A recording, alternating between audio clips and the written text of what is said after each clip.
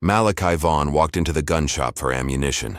He walked out carrying a widow's secret that would cost him everything he'd built to stay forgotten. The wooden sign above the door read, Wallace Gun Works. But the woman behind the counter looked like she hadn't slept in days. Her hands moved too quickly, straightening already straight items, her eyes darting toward the back room every few seconds. When Malachi entered, she flinched as though he'd fired a shot instead of simply opening a door. He'd seen fear before. This was different. This was the kind of terror that came from protecting something worth dying for.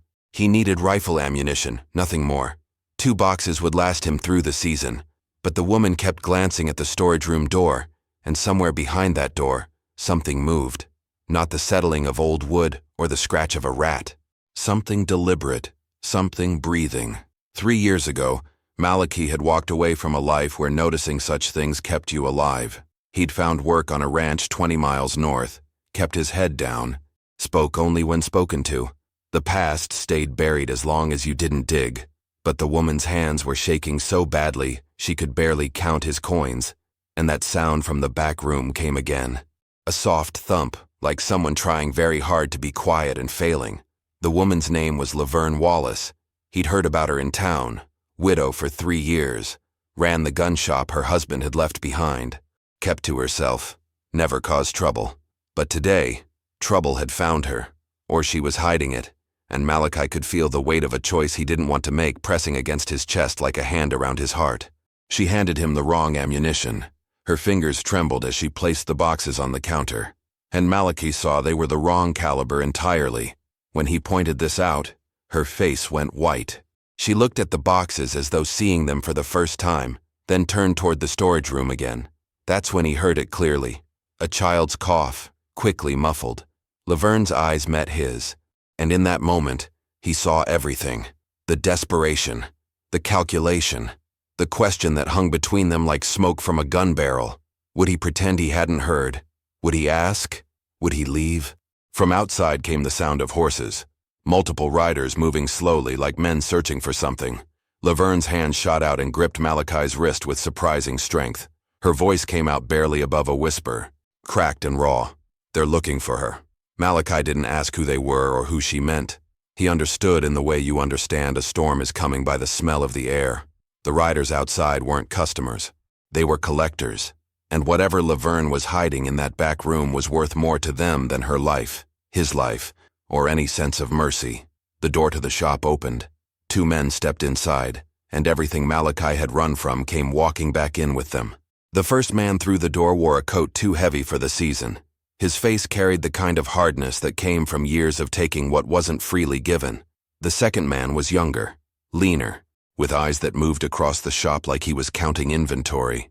They weren't here to buy supplies. Laverne released Malachi's wrist and stepped back behind the counter, her spine straightening in a way that looked like courage, but felt like desperation.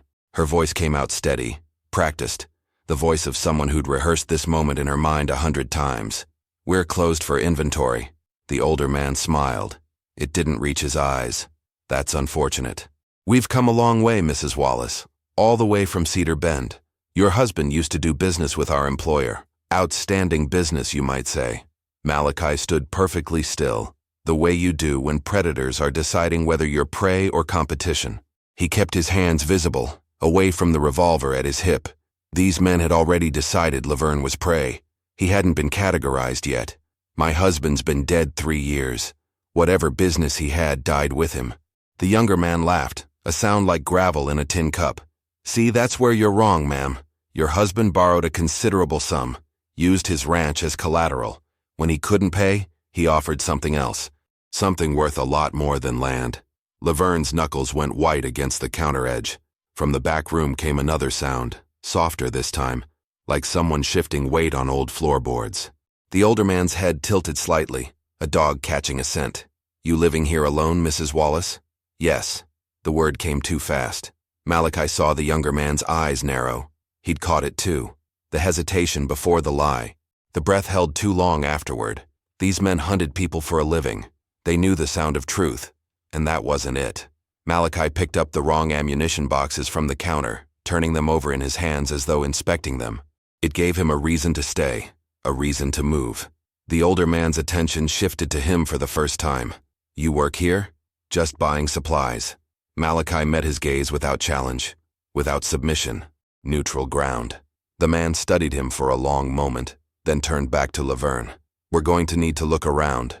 Standard collection procedure. You understand." Laverne's hand moved beneath the counter. Malachi knew what she was reaching for before she touched it. Every shop like this kept something under the counter, usually a shotgun, sometimes a pistol, always loaded. He also knew that if she pulled that weapon, both men would draw faster, and she'd be dead before her finger found the trigger. He stepped sideways, placing himself between Laverne and the two men, not blocking them exactly, just occupying space, just making the geometry of violence more complicated. The older man's expression changed. Recognition flickered across his face, not of Malachi's identity, but of his type. He'd just been recategorized. No longer a customer, something else, something that might cost them time they didn't want to spend. "You protecting her, friend?" Malachi said nothing. Sometimes silence answered better than words. The tension in the room pulled tight as wire. Outside, more horses approached. The older man heard them too. His jaw tightened. "We'll be back tomorrow, Mrs. Wallace, with the local marshal. Make sure you're ready to cooperate." They left, but leaving meant nothing. Tomorrow meant Laverne had hours, not days, and whatever she was hiding in that back room was running out of time faster than either of them had left to give. The door closed behind them. Laverne's legs gave out. She caught herself against the counter, breathing like she'd run miles instead of stood still.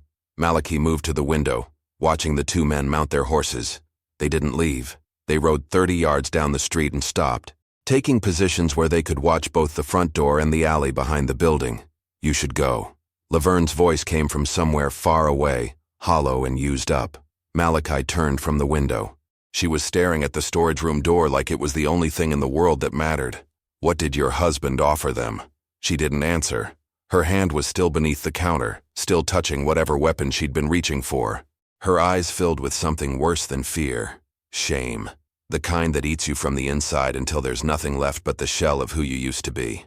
Malachi crossed to the storage room door. Laverne moved to block him, but she was shaking too hard to be effective. He pushed past her gently and opened the door. The room was small, lined with shelves stacked with dry goods and ammunition crates. In the corner, pressed against the wall behind a stack of flour sacks, sat a girl, 10 years old, maybe 11, dark hair, darker eyes, wearing a dress that had been mended so many times it was more thread than fabric. She looked up at Malachi with the kind of stillness that came from practice, from knowing that staying quiet meant staying alive. "Her name is Nora." Laverne stood in the doorway behind him. Her voice had changed, no longer hollow, filled now with something fierce and final. "My daughter. She's my daughter, and they want to take her because my husband gambled her away before he died. He lost everything. The ranch, the money, everything. When they came to collect 3 years ago, he told them he had a daughter, told them she'd be worth more than any debt when she was old enough. He wrote it down, signed it, made it legal." Malachi looked at the child. She hadn't moved, hadn't made a sound, just watched him with eyes too old for her face. He thought about the kind of man who would use his daughter as collateral, the kind of fear that would drive a woman to hide her child for 3 years, the kind of collection agents who traveled this far for one girl. "They think she's older." Laverne's voice cracked. She was 7 when he signed the paper. They thought she'd be 17 by now, old enough for whatever they had planned. But I hid her, kept her here. No one in town knows she exists. I told everyone she died with her father, but they found out somehow. Someone talked or someone saw, and now they're here. How long have you kept her in this room? 3 years. Malachi felt something cold settle in his chest. 3 years in a storage room. 3 years of silence and darkness and fear. The girl's legs were thin, her skin pale from lack of sunlight. She looked like a ghost, already half disappeared from the world. "She's sick." Laverne's voice broke completely. "Coughs all the time. Can't keep food down. I tried to get medicine, but the doctor asks questions. I couldn't risk it.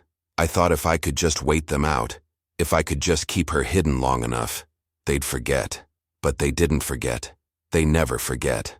Malachi looked at the two women, one grown and broken, one small and fading. He thought about the life he'd built on forgetting, the peace that came from not being involved, the safety of keeping your head down and your hands clean. Those men outside aren't leaving. They'll watch this building until tomorrow, then come back with the law. If you run, they'll track you. If you stay, they'll take her. I know. Then what's your plan? Laverne looked at him with eyes that had already accepted the worst possible outcome. She had no plan. She'd been surviving minute by minute for 3 years, and now the minutes had run out. Malachi turned back to the girl. Nora's hand rested on her chest. Fingers splayed over her heart like she was trying to hold something inside that wanted to break free. He recognized that gesture. His sister used to do the same thing before the fever took her 40 years ago. This child wasn't just sick. She was dying, and time was a luxury none of them had left to spend. Malachi closed the storage room door and walked back to the front window. The two men remained in position, patient as vultures. The sun had started its descent, painting the street in long shadows. He counted the hours until morning. Not enough time to run far. Too much time to do nothing. She needs a doctor. Laverne moved behind the counter, her hands resuming their nervous straightening of items that didn't need straightening. I told you. The doctor asks questions. Then she dies tonight, and those men get nothing but a corpse tomorrow. The words came out harder than Malachi intended, but softness wouldn't save anyone now. Laverne's hands stopped moving. She looked at him with something between hope and horror, like she couldn't decide if he was offering help or delivering a death sentence. You don't understand. If anyone finds out she exists, if anyone sees her, word will spread. This town talks. Those men have connections. They'll know within the hour. Malachi turned from the window. Outside, one of the watchers had dismounted and was leaning against a post, settling in for a long wait. The other remained on horseback, eyes fixed on the building. The nearest town with a doctor who doesn't know you is 15 miles east. Takes 4 hours by wagon. 5 if the road's bad. We don't have a wagon. My husband sold it before he died. Malachi thought about his horse tied outside. Strong enough to carry 2, maybe 3 if one was a child. But riding meant exposure, meant being seen, meant those men outside would follow the moment they moved. There's a back door, leads to an alley, but they're watching it. Malachi walked through the shop, past shelves of flour and coffee and ammunition, into the storage room again. Nora hadn't moved. She watched him with that same terrible stillness, like she'd learned long ago that movement attracted attention, and attention meant danger. He knelt beside her, and she flinched. I'm not going to hurt you. His voice came out gentler than he'd used in years. The girl's eyes searched his face, looking for the lie. Whatever she found there must have satisfied her because she nodded once, a tiny movement of her head. Can you ride a horse? She nodded again. Can you stay quiet even if you're scared? Another nod. Malachi looked at Laverne standing in the doorway. There's a canyon 2 miles north. Rock formations thick enough to lose a dozen men. If we can get there before they realize we're gone, we can circle back east toward the next town. But we need a distraction. Laverne's face went through a series of calculations, fear and hope warring for dominance. When she spoke, her voice was steady. There's lamp oil in the storage room, enough to make a decent fire. If the shop burns, everyone in town will come running. Including those 2, you'll lose everything. I lost everything 3 years ago when I put my daughter in a box and told the world she was dead. This shop is just wood and nails. Malachi studied her. 3 years of hiding had stripped away whatever softness she might have once possessed. What remained was iron wrapped in flesh, a mother's love sharpened to a blade. She would burn down the world if it meant one more day for her daughter. The fire needs to start after we're gone. Give us time to reach the canyon. How? Malachi looked around the storage room. Shelves of dry goods, wooden crates, lamp oil, everything a fire needed except time. Then he saw it, a kerosene lamp with a cracked base, the kind that leaked slowly if tipped over. He picked it up, felt the weight of the fuel inside. We tip this near the front door. Place a candle underneath on a stack of newspapers. The oil drips, the candle burns down, eventually the flame reaches the oil, gives us maybe 30 minutes before it catches. And if those men see the smoke before we're clear, then we ride faster. Laverne looked at her daughter. Nora had started coughing again. Soft and wet, the kind of cough that came from deep in the chest where bad things grew. The girl covered her mouth with her hand, trying to muffle the sound even now, even here where only allies could hear. The choice wasn't really a choice at all. Stay and lose her daughter to men who'd bought her like livestock. Run and maybe lose her to sickness or capture. or burn everything down and hope the smoke bought them enough time to disappear into the wilderness where the law couldn't follow and collectors couldn't find them. Laverne moved to the shelves and started pulling down the lamp oil. We do it now, before I change my mind, before I remember all the reasons this won't work. Malachi stood and moved toward the front of the shop. Through the window, the two watchers remained in position. One was smoking. The other had closed his eyes, but Malachi knew he wasn't sleeping. Men like that never truly slept. They just waited with their eyes closed until something worth waking for happened. In a few minutes, something worth waking for would burn bright enough to see from miles away. They worked in silence. Laverne stacked newspapers near the front door, while Malachi positioned the cracked kerosene lamp above them on a crate. He wedged a thick candle beneath the lamp's base, the flame barely an inch from where the oil would eventually drip. The setup was crude, but effective. 20 minutes, maybe 30 if the candle burned slow. Laverne gathered what she could carry: a small bag of dried meat, 2 canteens of water, a thin blanket. 3 years of hiding had taught her to pack light and fast. She moved through the shop like someone saying goodbye to a grave, touching items without sentiment, just marking their existence one last time before letting them go. Malachi went to the back door and eased it open. The alley was narrow, boxed in by buildings on both sides. 30 feet to the left, the alley opened onto the main street where one watcher sat. 30 feet to the right, it connected to a side passage that led behind the general store and eventually to the edge of town.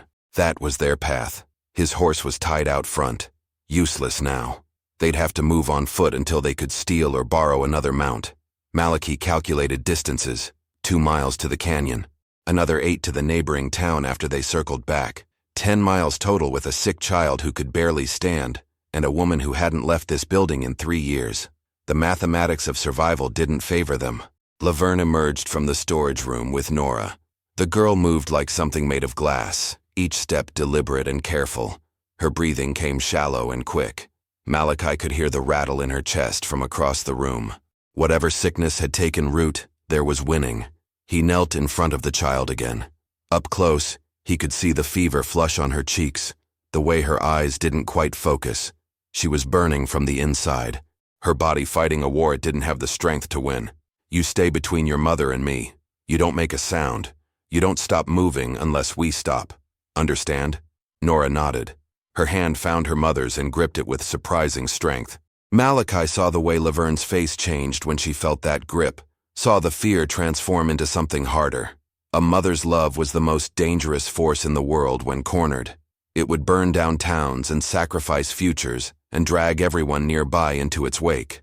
They moved to the back door. Malachi checked the alley again. Empty. The sun had dropped lower, shadows deepening. Good for hiding. Bad for seeing what hid in return. When we move fast. No looking back. No second thoughts. Laverne pulled the blanket over Nora's head and shoulders, concealing her distinctive features. From a distance, she might pass for a bundle of supplies. Up close, the illusion wouldn't hold. They needed distance more than they needed time.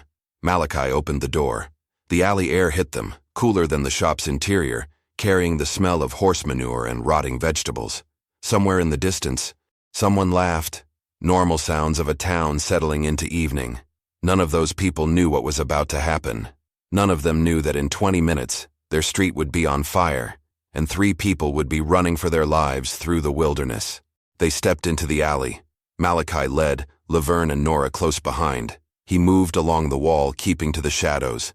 Behind them, inside the shop, the candle burned steadily downward. Each second brought the flame closer to the oil. Each step carried them farther from the only home Nora had known. They reached the side passage. Malachi paused, listening. Voices from the main street. The sound of a wagon passing. Nothing that suggested alarm or discovery. He motioned them forward. That's when Nora coughed. It wasn't loud, just a small wet sound that any other time wouldn't matter. But in the silence of their escape, it echoed like a gunshot. Malachi froze. Laverne's hand clamped over her daughter's mouth, too late to stop the sound, only in time to prevent another. From the main street came a new sound. Footsteps. Someone walking toward the alley entrance. Not running, not alarmed, just walking. But walking in their direction, and walking meant seeing. And seeing meant everything they'd planned would collapse before it began. Malachi pressed himself against the wall. pulling Laverne and Nora deeper into the shadows. The footsteps grew closer. A figure appeared at the alley entrance, silhouetted against the fading light. The younger of the two watchers. He'd heard something. Maybe the cough, maybe just instinct. He stood at the alley entrance, looking into the shadows where three people held their breath and prayed to gods they'd stopped believing in years ago. The man took one step into the alley, then another. His hand rested on his belt, near where Malachi knew a weapon would be. He was maybe 15 feet away now, close enough to see them if he looked hard enough, close enough to end everything with a shout. Inside the shop, the candle burned on, indifferent to prayer. The man stood in the alley, his head turning slowly as his eyes adjusted to the shadows. Malachi's hand moved to his revolver, knowing that drawing it would mean killing, and killing would mean more men coming, and more men meant no escape. But if the watcher saw them, there would be no choice left to make. Nora trembled against her mother. Laverne's hand remained over the girl's mouth, her other arm wrapped around her daughter's thin frame. Malachi could see the desperation in her eyes, the silent plea that asked him not to do what they both knew might be necessary. The watcher took another step into the alley, then stopped. From somewhere behind them, deeper in the passage, came the sound of a cat yowling. The man's attention shifted toward the noise. He stood there for a long moment, deciding. Finally, he turned and walked back toward the street, muttering something about rats and wasted time. They waited, counted to 30, then moved. Malachi led them through the side passage, past the general store, past a small stable where horses shifted and snorted in their stalls. They reached the edge of town where buildings gave way to open ground. The wilderness stretched before them, dark and limitless, offering both sanctuary and 1,000 ways to die. Behind them, the town continued its evening routine, unaware that in minutes it would transform into chaos. Malachi thought about the candle burning down, the flame creeping closer to oil, the moment when everything would ignite. They ran. Nora's legs gave out after 50 yards. Malachi swept her up without breaking stride, feeling how little she weighed, how her body burned with fever against his chest. She didn't cry out, didn't protest, just pressed her face against his shoulder and held on with what strength remained. Laverne kept pace beside him, her breathing harsh but steady. 3 years of fear had prepared her for this. She'd known someday she would have to run. She'd just hoped that day would never come. They covered a mile before the first explosion of sound reached them. Not an explosion exactly, more like a roar. Fire finding oil and wood and opportunity, consuming everything in its path with the hunger of something too long denied. Malachi looked back. Orange light bloomed against the darkening sky. Flames reached above the roofline, visible for miles. Within minutes, every able body in town would be fighting that fire, including the two watchers. But fire drew attention in other ways. Smoke signals. Visible proof that something had gone wrong. When the men realized Laverne and Nora were gone, they'd know exactly when the escape had occurred. They'd know which direction to search. The fire bought time, but it also started a clock that would run faster than any of them could. They reached the canyon as darkness settled fully. Rock formations rose around them like the bones of ancient giants, creating passages and hiding places where men could disappear. Malachi set Nora down gently. The girl swayed but managed to stay upright. Her breathing had worsened during the run, each inhale a struggle, each exhale a rattle that promised nothing good. Laverne collapsed against a rock wall, her hands shaking as she pulled out one of the canteens. She tried to give water to Nora, but the girl coughed it back up, her body rejecting even this small mercy. "We need to keep moving. Circle east like we planned." Laverne looked at him with eyes that had seen too much and understood more. "She can't. Look at her." Malachi looked. Nora sat slumped against the rock, her skin pale in the moonlight, her chest heaving with the effort of breathing. She'd used everything she had left to run this far. There was nothing remaining for 8 more miles. Then we wait until morning. Let her rest. Morning is when they come looking. Morning is when they realize the fire was a distraction. Morning is when they bring dogs and trackers and enough men to search every canyon between here and the border. Malachi knew she was right. Stopping meant dying slowly. Moving meant dying quickly. There was no third option that ended with everyone alive. He looked at the girl, then at her mother, then at the vast darkness surrounding them.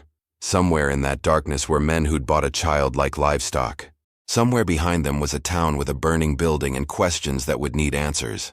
Somewhere ahead was a doctor who might save one life while risking 3 others. The mathematics of survival hadn't improved.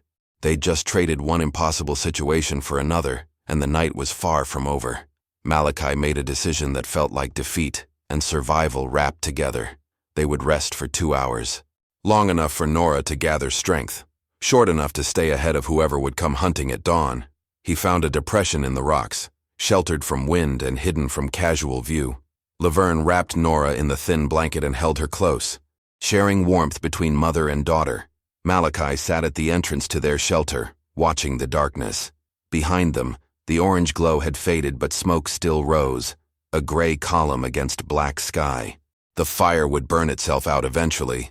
The questions it raised would burn longer. "You didn't have to help us." Laverne's voice came from the darkness behind him. Malachi didn't turn around. "I know. Why did you?" He thought about answers. About the sister who'd died when he was young. About the life he'd run from. About the man he'd tried to become by forgetting the man he'd been. None of those answers felt true enough to speak aloud. "Your husband signed a paper trading his daughter for a debt. That makes him worse than the men who came to collect.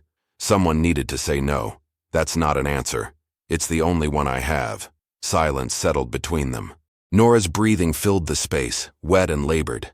Malachi had heard that sound before. In field hospitals. In rooms where family gathered to say goodbye. It was the sound of lungs filling with fluid. Of a body losing its fight against infection. Without medicine, the girl had days at most. Maybe less. "Tell me about him. Your husband." Laverne was quiet for so long, Malachi thought she wouldn't answer. When she finally spoke, her voice carried the weight of 3 years of silence. "He was a good man once. Before the gambling. Before the drinking. Before he realized the ranch was failing and we'd lose everything. He tried to win it back.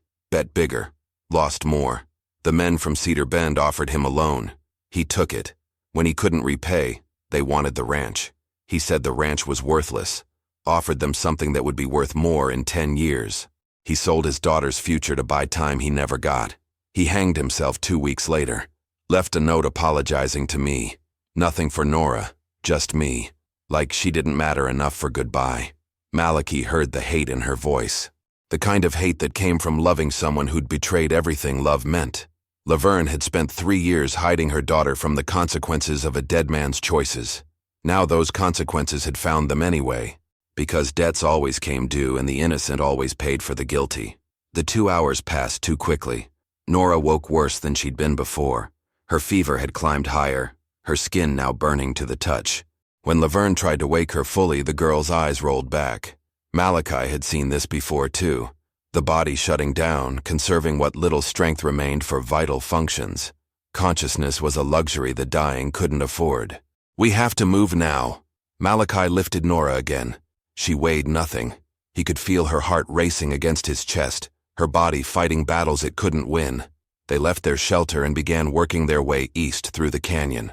The moon provided just enough light to avoid the worst obstacles, just enough shadow to hide the worst fears. They'd covered maybe 3 miles when Malachi heard it. Dogs. Distant, but distinct. The baying of hounds on a scent. They'd brought trackers like Laverne said they would. Brought them early, not waiting for dawn. Someone in town must have seen them running. Someone must have talked. The sound grew closer. Multiple dogs now. And behind them the sound of horses. Lots of horses. They'd brought a hunting party. This wasn't about collecting a debt anymore. This was about making an example. About showing what happened when someone burned down a building and ran. Malachi looked at Laverne. She'd heard it too. Her face had gone beyond fear into something approaching acceptance. The acceptance of someone who'd known all along this moment would come. Who'd hoped it wouldn't but never truly believed in that hope. "Go, take her. I'll lead them away." "No." Malachi's voice came out harder than he'd intended. He adjusted Nora in his arms, feeling her fading with each labored breath. "We stay together. There's a ranch 5 miles northeast. Man named Gentry owns it. Owes me a favor from years back. He'll have horses, maybe a wagon, maybe help. And if he doesn't, then we die together instead of separately." It wasn't much of a plan, but it was more than they'd had moments before. The baying grew louder. The hunters were closing the distance, following a scent trail that would lead them straight to 3 people who had nowhere left to run, and a child who might not survive long enough to be caught.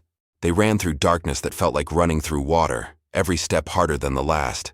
Nora had stopped making sounds entirely. Her body lay limp in Malachi's arms, only the faint rise and fall of her chest confirming she still lived. Laverne stumbled beside him, exhaustion written in every movement, but she never slowed, never asked to stop. The dogs grew closer. Malachi could hear individual voices now, men shouting to each other, coordinating their search. They had maybe 10 minutes before the hunters closed the distance completely. The Gentry ranch appeared ahead, a cluster of dark buildings against darker sky.